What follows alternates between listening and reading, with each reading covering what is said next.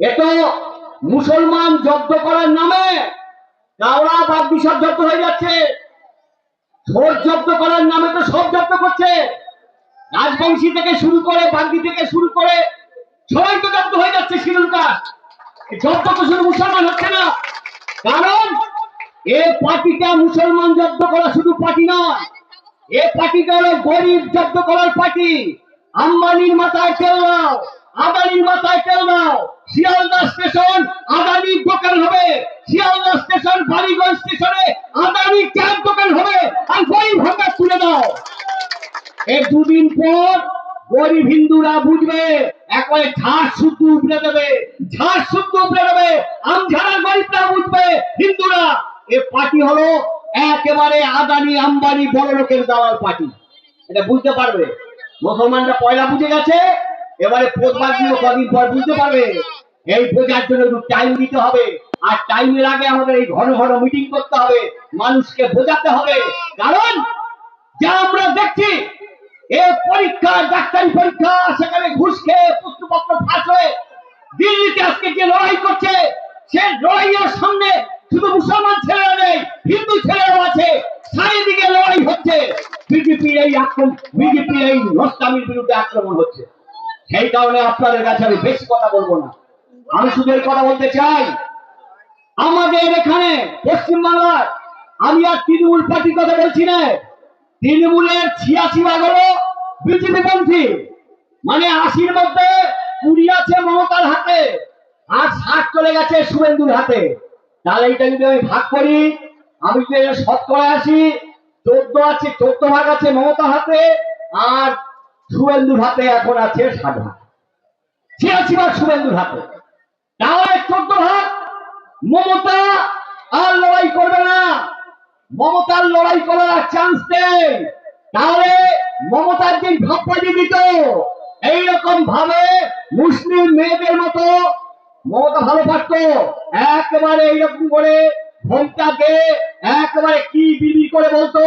ওই সময় ঈদগাহ গিয়ে বলতো, রেড করে কি বলতো আমি জানি না, লাইলা বলতো কিনা, না হলে মুসলমান কটা মহল কি বলতো আমি জানি না, যে মোদির সঙ্গে লাইন করে আরএসএস এর সঙ্গে লাইন করে মুসলমানদের সর্বনাশ কর, সেই দল আজকে ঠেকাতে পারবে না। লাল ঝান্ডা আইএসএ ধর্মনিরপেক্ষ দল যে আছে তার পাশে এসে দাঁড়াতে হবে, দাঁড়াতে আমরা পারবো, আমাদের দাবি তুলতে হবে। আমাদের পার্টি রাজ্য সম্পাদক বলেছেন, আমরা সুপ্রিম কোর্টের বিচারপতিদের সঙ্গে কথা বলছি, যারা কনস্টিটিউশন সংবিধান রচনা, যারা বিশেষজ্ঞ তাদের সঙ্গে কথা বলছি, প্রতিনিয়ত যোগাযোগ রাখছে আমাদের যে কেন্দ্রীয় সাধারণ সম্পাদক বেবি, আমাদের রাজ্য কমিটির মিটিং ছিল, সেই সময় মোহাম্মদ সেলিম বক্তৃতা দিচ্ছিলেন, সেই সময় ফোন আসে, মোহাম্মদ সেলিম বেবির ফোন আসে, তিনি বলেন তোমরা যাই আলোচনা করো, মূল আলোচনা হবে 28 লক্ষ যারা এসআইআর এর নাম বাদ গেছে তাদের জন্য কি লড়াই হবে, সেই লড়াই আমাদের চালাতে হবে আপনাদের সঙ্গে। কেউ ঘাবড়াবেন না, কেউ হতাশ হবেন না, অত সহজে পরে নিচ্ছে আমাদের পরে সই সংগ্রহ যারা করেছেন পরে দেবো, এখানে আছে পরে নেবে, উনি আছে শেষ পর্যন্ত। এইটা আমাদের করতে হবে 1 নম্বর। তার জন্য আমরা এখানে জমায়েত করি। এই জমায়েতে কিছু মানুষ এসছেন, কিন্তু আমাদের কথা হলো কৃষক সভা, ক্ষেত মজুর ইউনিয়ন, মহিলা সমিতি, আমাদের দল বেঁধে যাদের নাম বাদ গেছে তাদের বাড়ি বাড়ি গিয়ে কাগজ সংগ্রহ করতে হবে, সেই কাগজ অমিতের হাতে তুলে দিতে হবে, বিকাশ বাবুদের হাতে তুলে দিতে হবে, সেই কাগজ সুপ্রিম কোর্টে যাবে, আমরা এটা শেষ দেখবো। এছাড়া আমরা এগোতে পারবো না, এইটা আমরা কাজ ভিডিওকে আমরা জানান দিতে। বন্ধুগণ, আপনারা জানেন বিজেপি ক্ষমতায় আসার আগে তারা বলেছিল, একটা সংকল্প পত্র দিয়েছিল, ভাই একটু আস্তে দিচ্ছে, এটা নেবে, নেবে কোনো হুটপাট করার জন্য নেবে, একটা সংকল্প পত্র তারা কি কি করবে বলেছে, কি কি করবো, ছোট একটা হলুদ একটা কাগজ দিয়েছিল, সে কাগজটা আমার কাছে আছে। 125 দিন কাজ দেবে, গ্রামের গরিব মানুষকে 125 দিন কাজ আজকের থেকে চালু হওয়ার কথা। ইউদারিরা গেছে, এখানে জ্বালাবে বাসন্তী ব্লকে, ওই যে মনরেগা 100 দিনের কাজ বাতিল করে এখন 125 দিনের যে কাজ এসছে, যে কাজে আমাদের বিরোধিতা আছে। কারণ 100 দিনের কাজ ছিল একটা আইন সিদ্ধ, এটা সংবিধানের স্বীকৃতি, পার্লামেন্টের স্বীকৃতি দিয়েছিল। গরিব মানুষ কাজ চাইলে কাজ পাবে, গরিব মানুষ কাজ চাইলে পাবে, অর্থাৎ ডিমান্ড বেস, চাহিদা ভিত্তিক। আমার কাজ দরকার, আরে ওইটাই লোকের জ্বালা বেশি। কারণ জ্বালা আমাদের বক্তৃতা শুনতে আসি না, আপনার কাগজ দিতেছেন জানি, কিন্তু কাগজ আপনাদের নেবে, ওইটাই, ওই জ্বালাটাই বেশি আপনাদের। আমার ভাষণের থেকে ওই জ্বালাটা বেশি, আমরা জানি ওইটা নেবে। যতক্ষণ অমি নেবে, আমি কি করবো, ও নেবে, উকিল যতক্ষণ পর ওই উকিল ওই করবে, আমরা তো ভাষণ দেওয়া লোক, ওই কাজটা করবে। ও আছে এখানে, ও নেবে, কোনো অসুবিধা নেই। একটু দাঁড়ান, আমরা কয়েকটা কথা বলবো, শেষ করে দেবো। 75 লক্ষ জব কার্ড হোল্ডার আছে অ্যাক্টিভ, আর টাকা যে বরাদ্দ হয়েছে আমরা হিসেব করে দেখি 49-50 দিন কাজ পাবে বা 60 দিন কাজ পাবে, এর বেশি নয়। তাহলে বলছে আর করছে, সবাইকে নাকি টাকা দেবে বলছিল, মেয়ে হলেই টাকা দেবে। আর আজকে 1,30,00,000 টাকা দিচ্ছে, তার মানে 1 কোটি বাদ। আবার দিলীপ ঘোষ বলছে যাদের নাম ডিলিট হয়েছে এফআইআর আছে তারা টাকা পাবে না। আরে বিচারিত হলো না, ও আসামি কি আসামি নয়, বিচারি হলো না কোর্টে, তার আগে বললো তারা টাকা পাবে না। এইসব চলছে। তার মানে কোন সরকার? প্রথম কয়লা খেপেই বুঝতে পারছি কোন সরকার। শুধু বলছে মুসলমান জব্দ করছে। আরে যারা টাকা পাচ্ছে না অন্নপূর্ণা বাজারে, সব মুসলমান নাকি? যারা হকার উচ্ছেদ হচ্ছে সব মুসলমান? এ তো মুসলমান জব্দ করার নামে কাওড়া বাগদি সব জব্দ হয়ে যাচ্ছে। ভোট জব্দ করার নামে তো সব জব্দ করছে। রাজবংশী থেকে শুরু করে, বাগদি থেকে শুরু করে সবাই তো জব্দ হয়ে যাচ্ছে। শিডিউল কাস্ট জব্দ তো শুধু মুসলমান হচ্ছে না, কারণ এ পার্টিটা মুসলমান জব্দ করা শুধু পার্টি নয়, এ পার্টিটা হলো গরিব জব্দ করার পার্টি। আম্বানির মাথায় তেল দাও, আদানির মাথায় তেল দাও। শিয়ালদা স্টেশন আদানির দোকান হবে, শিয়ালদা স্টেশন বালিগঞ্জ স্টেশনে আদানির চার দোকান হবে, আর গরিব ভাঙা তুলে দাও। এই দুদিন পর গরিব হিন্দুরা বুঝবে, একবারে ঝাড় শুদ্ধ উপড়ে দেবে, ঝাড় শুদ্ধ উপড়ে দেবে। আমঝাড়া গরিবরা বুঝবে হিন্দুরা এ পার্টি হলো একেবারে আদানি আম্বানি বড় লোকের দালাল পার্টি। এটা বুঝতে পারবে। মুসলমানরা পয়লা বুঝে গেছে, এবারে প্রতিবাদ দিয়ে কদিন পর বুঝতে পারবে। এই বোঝার জন্য একটু টাইম দিতে হবে, আর টাইমের আগে আমাদের এই ঘন ঘন মিটিং করতে হবে, মানুষকে বোঝাতে হবে। কারণ যা আমরা দেখছি, এ পরীক্ষা, ডাক্তারি পরীক্ষা, সেখানে ঘুষ খেয়ে পুত্রপত্র ফাঁস হয়ে দিল্লিতে আজকে যে লড়াই করছে, সে লড়াইয়ের সামনে শুধু মুসলমান ছেলেরা নেই, হিন্দু ছেলেরাও আছে। চারিদিকে লড়াই হচ্ছে, বিজেপির এই আক্রমণ, বিজেপির এই নষ্টামির বিরুদ্ধে আক্রমণ হচ্ছে। সেই কারণে আপনাদের কাছে আমি বেশি কথা বলবো না, আমি শুধু এই কথা বলতে চাই, আমাদের এখানে পশ্চিমবাংলার, আমি আর তৃণমূল পার্টির কথা বলছি না, তৃণমূলের 86 হলো বিজেপি পন্থী, মানে 80-র মধ্যে 20 আছে মমতার হাতে, আর 60 চলে গেছে শুভেন্দুর হাতে। তাহলে এইটা যদি আমি ভাগ করি, আমি যদি শতকরা আসি, 14 আছে, 14 ভাগ আছে মমতার হাতে, আর শুভেন্দুর হাতে এখন আছে 60 ভাগ, 86 ভাগ শুভেন্দুর হাতে।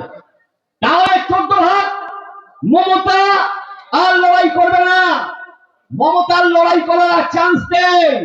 তাহলে মমতার যে ভাববাজি দিত, এইরকম ভাবে মুসলিম মেয়েদের মতো মমতা ভালো পারত, একেবারে এইরকম করে ঘোমটাকে একেবারে কি বিড়বিড় করে বলতো। ওই সময় ঈদগাহ গিয়ে বলতো, রে ধরে কি বলতো আমি জানি না, লাই লাই বলতো কিনা, না হলে মুসলমান কটা মহল কি বলতো আমি জানি না, যে মোদির সঙ্গে লাইভ করে, আরএসএস এর সঙ্গে লাইভ করে মুসলমানদের সর্বনাশ কর। সেই দল আজকে ঠেকাতে পারবে না। লাল ঝান্ডা আইএসএ ধর্মনিরপেক্ষ দল যে আছে তার পাশে এসে দাঁড়াতে হবে, দাঁড়াতে আমরা পারবো। আমাদের দাবি তুলতে হবে, আমাদের দাবি তুলতে হবে, গ্রামগঞ্জে দাবি তুলতে হবে। আজকে আজকে দেখছেন বিধানসভায় বলে গেছে এখানে অভিন্ন দেওয়ানি। অভিন্ন দেওয়ানি মানে কি? অভিন্ন দেওয়ানি মানে সবার জন্য এক আইন, সবার জন্য এক আইন। তাহলে সবার জন্য এক আইন হতে গেলে মেয়ে মধ্যে একরকম মজুরি পেতে হবে। ধান কাটায় মেয়েরা পাবে 200 টাকা মজুরি আর ছেলেরা পাবে 400 টাকা মজুরি। এক আইন হলে মেয়ে মধ্যে সমান আইন হতে হবে, এক মজুরি হতে হবে, সমতা। এক আইন হতে গেলে সবাই যাতে ভালো হসপিটালে সুযোগ পায় তার ব্যবস্থা করতে হবে। এখানে বড় লোক নার্সিং হোমে যাবে আর গরিব লোক এই হসপিটালে সকালে যাবে বা সন্ধ্যায় ফিরবে, তা হবে কি করে? কিন্তু আসল কথা হলো ওরা যেটা করতে চায়, মুসলমান আইনে ফারাজি একটা অংশ আছে, মেয়েদের আর ছেলেদের একরকম, আর হিন্দুদের একরকম আছে। এ দুটো এক করে দিলে কি সমতা আসবে? এ দুটো এক করলে কি সমতা আসবে? হিন্দুদের বিয়ের একরকম নিয়ম, মুসলমানদের বিয়ের একরকম নিয়ম, এটা কি এক করে দিলে সমতা আসবে? এইটা ওরা করছে হলো যাতে একটা সাম্প্রদায়িক বিভাজন করা যায়, এরা সমতার জন্য করছে না। মেয়েদের যাতে মজুরি ছেলেদের মতো হয়, মেয়েদের যাতে নিরাপত্তা হয়, মেয়েরা যাতে বিভিন্ন জায়গায় কাজকর্ম করতে পারে, এটাই হলো স্বাধীনতা। সে আইন ওরা যাচ্ছে না। আবার দেখবেন যে বুদ্ধ বাচ্চা মুসলিম ছেলে মেয়েদের মধ্যে বামফ্রন্ট আমলে একটা মধ্যবিত্ত অংশ তৈরি হয়েছিল, কংগ্রেস আমলে মুসলিমরা ছিল চাষাভূষ, তার ভিতর থেকে একটা মধ্যবিত্ত অংশ তৈরি হয়েছিল। রংরাজ কমিশনের পর 10% শিক্ষা দীক্ষার সুযোগ দিয়েছিল, আজকে সেটা তুলে দিল। লড়াই করলো কে? লড়াই করলো আমাদের এমএলএ রানা, আর লড়াই করলো আইএসএফ এমএলএ নওশাদ। আর তৃণমূলের এমএলএ গুলো চুপচাপ নিজেদের টাকা বাঁচানোর জন্য, ঠান্ডা থেকে বাঁচার জন্য জেলে যাতে না যেতে হয় ওয়াকআউট করলো, আর একদল চুপচাপ ঘেবনার মতো বসে রইল। এই হলো তৃণমূল, এই হলো তৃণমূল পার্টি। লড়াই যারা মুক্তি দিয়ে বিধানসভায় আমাদের একজন হতে পারে, সহযোগী একজন হতে পারে, লড়াই তারা করছে, সেই লড়াই আপনাদের সাথ দিতে হবে। সেই কারণে বলবো এই মিটিং করে হবে না, এটা হাত জস হবে না। এতে ইউজার একটু সার্টিফিকেট পেতে পারে রতন বাবুর কাছে যে আমরা একটা বড় কিছু করেছি, আমরা একটা বড় কিছু করেছি। আজকে বাসন্তীতে 2000 লোকের জমায়েত করেছি, কিন্তু বাসন্তীতে 3 লাখ 3.5 লাখ লোক বাস করে। বাসন্তীতে প্রচুর লোক বাঘে খেয়ে নিচ্ছে, বাসন্তীতে আজকে প্রচুর লোক সাপে কেটে মরে যাচ্ছে, বাসন্তীতে প্রচুর লোক জঙ্গলে যায়, তাদের আজকে কাজ পাচ্ছে না। বাসন্তীর এখান থেকে জেলা যাওয়া যায়, কোন এরিয়া দিয়ে ঢুকতে পারে না, সেখানে বন দপ্তর তার উপরে জাল কেড়ে নিচ্ছে, নৌকো কেড়ে নিচ্ছে। প্রত্যেকটা লড়াইয়ে থাকতে হবে। বাসন্তীতে নদী বাঁধ নেই, নদী বাঁধ ভাঙন হচ্ছে, নদী বাঁধের জন্য আমাদের লড়াই করতে হবে। পঞ্চায়েতে হুড়ুড়ি করলে হবে না। সিপিএম পার্টি এমন পঞ্চায়েত চায় না, চোরা পঞ্চায়েত। সিপিএম পার্টি বামপন্থীরা চায় গরিবের পঞ্চায়েত, বামপন্থীরা চাইবে জনমুখী পঞ্চায়েত, বামপন্থীরা চাইবে অসাম্প্রদায়িক পঞ্চায়েত, বামপন্থীরা চাইবে গরিব মানুষ যাতে মর্যাদা পায় তার পঞ্চায়েত। সেইরকম পঞ্চায়েত যদি আমরা করতে চাই তাহলে লাল ঝান্ডার নাম রাখাবে। আর যদি কেউ মনে করেন তৃণমূল যেভাবে ছেড়ে খেত সেইভাবে ছেড়ে খেয়ে পঞ্চায়েত মেম্বার হবো, তাহলে তার আসার দরকার নেই। কি বলছেন? ঠিক বলছি তো নাকি? হ্যাঁ ঠিক বলছি। ছেড়ে খাওয়া পঞ্চায়েত হবে, লুটে খাওয়া পঞ্চায়েত হবে, গরিবমুখী পঞ্চায়েত করতে হবে। বাসন্তীতে ছেড়ে খাওয়া পঞ্চায়েত এই 15 বছর দেখেছি। আগামী দিনে চাই গরিবের পঞ্চায়েত, গরিবের পঞ্চায়েতের জন্য তৈরি হও। এই কথা বলে সবাইকে ধন্যবাদ জানিয়ে, সালাম জানিয়ে, অভিনন্দন জানিয়ে, নমস্কার জানিয়ে আমার বক্তব্য শেষ করলাম।